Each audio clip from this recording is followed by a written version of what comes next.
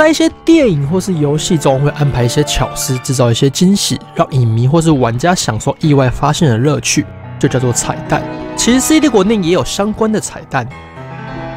在2代地图编辑器中有一个建筑是罗马的废墟，如果你有玩过1代，你会不会觉得很眼熟？没错，仔细比较一下，你就会发现这个废墟的原型是1代的希腊军营，尤其是大门与门口的狮子几乎完美移植。但你可以看到希腊军营的狮子是黄色的，也就是青铜器制成的，而2代的废墟狮子已经变成白色的了，也就是大理石制成的。青铜器是古希腊常见的雕像材料，但古希腊青铜器雕像很少可以流传于后世，因为大多在战争时期就会被熔铸成武器。尼亚切的青铜像是少见的例外，因为它是从沉船上打捞上来的。那么为什么现在有这么多希腊雕塑都是白色大理石制作的？例如拉奥孔与儿子们，答案就是这些都是罗马人的仿制品。我们今天所看到的大多数希腊的雕像都是罗马人做的，而不是希腊人，因为他们喜欢用大理石当做材料。所以在1代希腊军营那只可能是青铜做的狮子，但在2代中罗马遗址却变成一只大理石的白狮子，可能原因就是那是罗马人的复制品。在战役里面，入口指示牌，你有没有仔细注意上面的字眼？如果我们放大最大来看看，其实另有玄机，可以勉强看到 Chris 和 Rippy， 但这些人是谁呢？ Rippy 是美国非常有名的作曲家，游戏内出色的音乐都出自他手。另外还有 Peach，他是最初1998年版本的研发人员之一，至今他仍参与最新版的研制。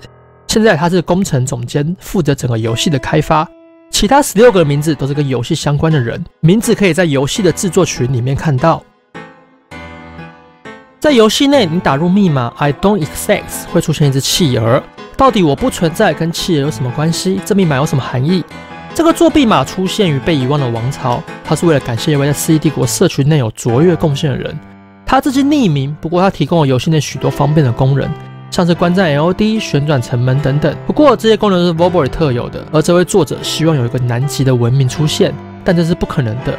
于是开发者为了感谢他的贡献，特别做出了这组密码。另一个解释是说，世纪帝国的背景在中古世纪，那时候人们尚未知道有企鹅的存在，所以用我不存在也是合理的。如果你是条顿人，你的土耳其同盟放10支土耳其火枪兵进入到你的火炮塔，你会发现火炮塔一次可以发射3枚炮弹。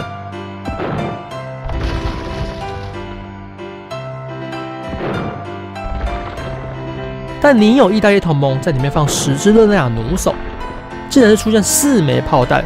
至于为什么会这样呢？这是一个秘密，知道秘密的可以留言分享。在威廉·华勒斯教学战役第1关行军营战斗，地图右半边无法到达的地方，你只要使用马可波罗秘籍，就看到草地上写着 ES， 这可能对 Ensemble Studio 的一种敬意。ES 是全校工作室的缩写，是一家游戏工作室，代表作有《世纪帝国》系列。2001年被微软收购于2009年解散，而现在《世纪帝国》是由加拿大的 Skybox 工作室所开发维护。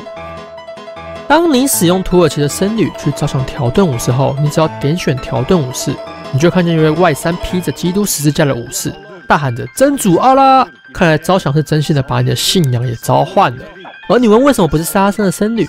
说到伊斯兰教一定是想要萨拉森啊，但萨拉森的语音内并没有真主阿拉这个词汇，看来比起虔诚度，土耳其屌打萨拉森。